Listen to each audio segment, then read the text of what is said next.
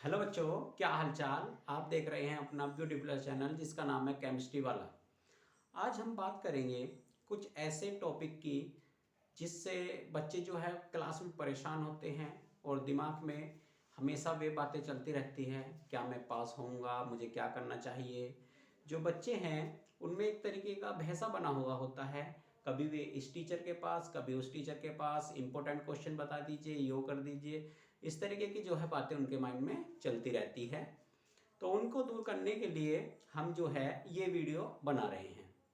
जैसा कि आप जानते हैं कि बोर्ड एग्ज़ाम का एक भय है, उनके मन में ऐसे ऐसे क्वेश्चन चलते हैं। जब मैं क्लास में पढ़ा रहा था तो मैं कुछ बच्चों ने जो है ये क्वेश्चन पूछा कि सर पेपर कैसा आएगा, पर्सन कैसे होंगे, 95% अगर अंक लाने हैं तो हम कैसे पढ़ें, कोई पर्सन नहीं आता तो सर उसके लिए क्या करें, पेपर किस किस क्रम में आएगा, कॉपी में पैसे निकलते हैं तो ऐसा क्यों होता है। तो ये सब जो है क्वेश्चन उनके बच्चों के दिमाग में चलते रहते हैं। तो इन क्वेश्चनों का जो आंसर है वो आज हम आपको बताने जा रहे हैं। एक एक करके जो है इनके क्वेश्चनों के आंसर हम बताते जाएंगे। तो सबसे पहले बच्चे जो है, सबसे पहले ही बात मैं बताने जा रहा हूँ जो बच्चे के दिमाग में होनी चाहिए। अपने जो माइंड है, माइंड को सबसे पहले सेटअप कर लेना चाहिए और दिमाग में से जो आलतू फालतू की जो बातें हैं उनको बिल्कुल एग्ज़ाम टाइम में जो है अलग रख देना चाहिए। दिमाग को बिल्कुल रिलैक्स कर लेना चाहिए और आपको किस तरीके से पढ़ना है ये हम आप आज जो है आपको बता देंगे।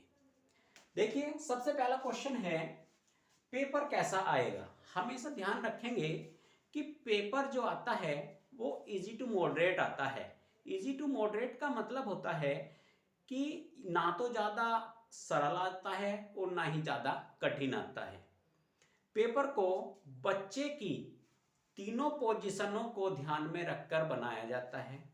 एक तो इजी पोजीशन होती है, सरल पोजीशन, मध्यम वर्ग का जो मीडियम बच्चा होता है, मॉडरेट बच्चा होता है, एक जो ज़्यादा मेहनत करने वाला बच्चा होता है उसको भी ध्यान में रखा जाता है। तो इस तरीके से पेपर को सेट करा जाता है। अब पर्सन कैसे आएंगे, पर्सन कैसे आते हैं। पर्सन के लिए आपको सबसे पहले ध्यान रखना होगा कि उसमें पर्सनों की 3 कैटेगरी बना दी जाती है, 3 क्या 4 कैटेगरी जो है बना दी जाती है। 30% बिल्कुल इजी रखा जाता है, फिर 30% थोड़ा सा डिफिकल्ट होगा, फिर 20% थोड़ा सा इससे डिफिकल्ट होगा, और जो 20% जो होता है लास्ट वाला, जो 20% होता है वो ही बच्चे कर पाते हैं जो एक्स्ट्रा होते हैं। एक्स्ट्रा का मतलब जो पढ़ने में ज़्यादा इंटेलिजेंट होते हैं वो ही इन 20 क्वेश्चनों को कर, यानी 20% को जो है कर पाते हैं। तो इस तरीके से पेपर का जो है लेवल बनाया जाता है। अब अगर ये क्वेश्चन है 95% के लिए कैसे पढ़ें, 95% प्राप्त करना है तो उसके लिए आप क्या करें और कैसे पढ़ें। सबसे पहले ध्यान रखें जो पाठ्यक्रम है, जो उस पाठ्यक्रम को लें, उस पाठ्यक्रम को लेने पर आप क्या करें, अनसोल्ड पेपर लें और अनसोल्ड पेपर को आप बार बार उसे 2-3 बार 4 बार लगभग उसे देख लें और उसमें से जो इंपॉर्टेंट क्वेश्चन है वो पाठ्यक्रम पर नोट करते चले, उसे अंडरलाइन कर लें और सबसे पहले उन्हीं क्वेश्चनों को पढ़ें जो आपके अनसोल्ड में कई बार रिपीट हुए हैं। उन्हीं क्वेश्चनों को तैयार कर लें आप। सबसे पहली कंडीशन तो ये होगी आपको पासिंग मार्क्स से ऊपर का जो है वो सेलेक्ट हो जाएगा। एक बार फुल कोर्स का रिवीजन करें। फुल कोर्स मतलब जब सत्र शुरू होता है और वहां से जो लास्ट तक का है एक बार पूरा सिलेबस पढ़ लें, फिर उसमें से इंपॉर्टेंट पढ़ लें, जो आपने अनसोल्ड देखकर अंडरलाइन किया हुआ है उसे पढ़ लें और इसके बाद जो है उनको एक कॉपी में लिखकर बार बार देखें। 1 या 2 बार देखने से, लिखने से आपको जो है प्रैक्टिस हो जाएगी और आप जो है उन क्वेश्चनों को एग्जाम में जाते ही जल्दी से कर पाएंगे। नेक्स्ट क्वेश्चन है हमारा, कोई पर्सन नहीं आता तो क्या करें। सही बात है, अगर बच्चे पर कोई पर्सन नहीं आ रहा है तो आप क्या करेंगे। इसके लिए क्या करेंगे, आप उस क्वेश्चन से रिलेटेड कुछ ना कुछ बात वहां पर डाल देंगे, लिखेंगे, उस क्वेश्चन को बस खाली ना छोड़े। ये आपसे रिक्वेस्ट होगी कि उस क्वेश्चन को खाली ना छोड़े। क्या कोरे पेपर पर आपको कोई नंबर दे सकता है, लेकिन लिखे जरूर, अटेंड जरूर करें क्वेश्चन को। जितने भी क्वेश्चन हैं आप उन्हें अटेंड जरूर करें, ठीक है। एक तो ये कहता भगवान किसी तरीके से बस मैं पास हो जाऊं, तो वो वाली कंडीशन बन सकती है। नेक्स्ट है, पेपर किस क्रम में आएगा। पेपर किस क्रम में आता है।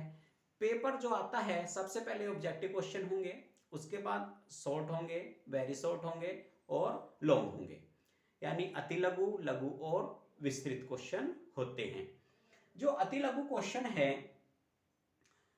जो सबसे पहले भविकल्प क्वेश्चन होंगे, भविकल्प क्वेश्चनों के बाद में अति लघु क्वेश्चन होंगे। अति लघु क्वेश्चनों को आप एक जगह ही लिखें, आप अति लघु क्वेश्चनों को एक जगह ही लिखें एक साथ। जैसे आपका प्रश्न नंबर 2 के इसका आंसर साथ लिखें। प्रश्न नंबर 2 है, आप इसको लिख दें यहीं पे। प्रश्न नंबर 2 गे इसको साथ में लिखें। प्रश्न नंबर 2 घे इसको साथ में लिखें। यानी चारों अति लघु क्वेश्चन आप बिल्कुल साथ में ही उसके लिखेंगे। अगर मान लिया अति लघु क्वेश्चन आप लिख रहे हैं, आपको ये वाला क्वेश्चन नहीं आता, तो इसके लिए 1 या 2 लाइन वहीं पर छोड़ दें। केवल अति लघु के लिए बता रहा हूं, केवल 2 लाइन छोड़ दें। ज्यादा ज्यादा आपका अति लघु क्वेश्चन है तो 3 लाइन तक आ सकता है। और जब भी कोई नया क्वेश्चन अटेंड करें तो उसमें 1 या 2 लाइन का अंतर जरूर रखें, ये ध्यान रखना।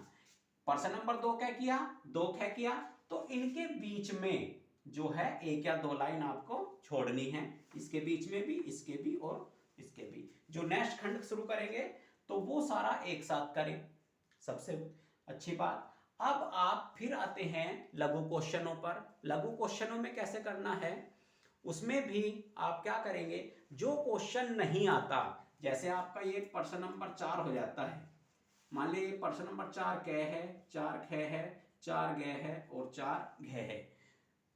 तो इसमें ये क्वेश्चन मान लिया आप पे नहीं आता और ये आपके लघु उत्तरीय प्रश्न है, लघु उत्तरीय प्रश्न है, यानी शॉर्ट क्वेश्चन होंगे।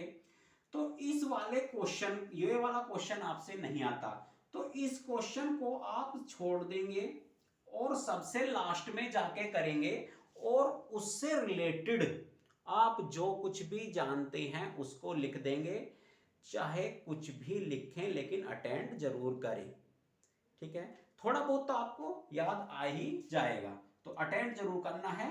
और उन क्वेश्चनों को लिखते टाइम 1 या 2 लाइन का तो फासला जरूर रखना चाहिए, जिससे एग्जामिनर को क्वेश्चन ढूंढने में परेशानी ना हो। फिर आप क्या करते हैं, पेपर में क्वेश्चन जरूर लिखते हैं। क्वेश्चन लिखने की जरूरत नहीं होती है, कभी भी किसी का भी आंसर देंगे क्वेश्चन का तो आपको क्वेश्चन लिखने की जरूरत नहीं है।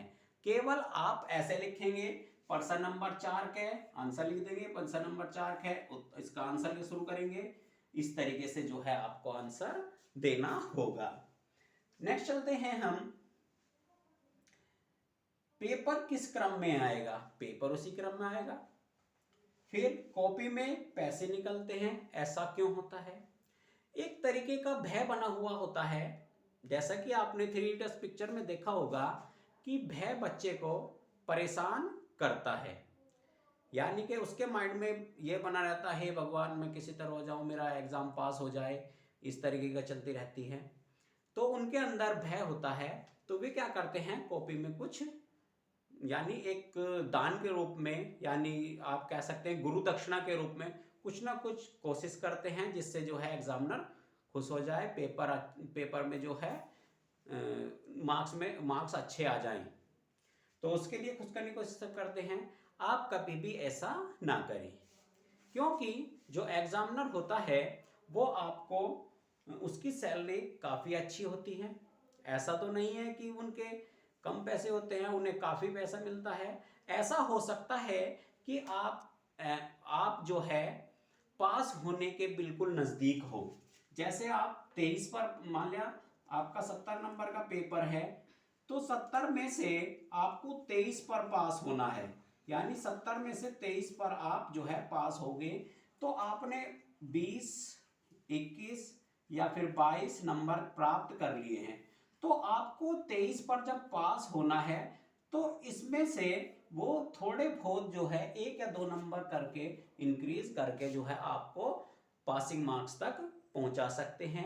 ये सभी एग्जामिनर ऐसा करते हैं। तो इसलिए आपको जो है भय करने की जरूरत नहीं है। आपको जो अच्छे तरीके से तैयार कर लेना चाहिए अपना सिलेबस लेकर, और जो है उसे अंडरलाइन कर लेंगे, इंपॉर्टेंट क्वेश्चन उसमें से नोट कर लेंगे। जैसे कि मैंने केमिस्ट्री का 12th क्लास का इम्पोर्टेंट टॉपिक का जो है एक वीडियो अपलोड कर दिया है, आप उसमें से जाके देख लेंगे और अपना सिलेबस उठाएंगे, अंडरलाइन कर लेंगे उन क्वेश्चनों को, और उन्हीं को बार बार लिखकर देखना है। थैंक यू आज की वीडियो के लिए। Thanks, like and subscribe. Thank you very much for this watching. Thank you.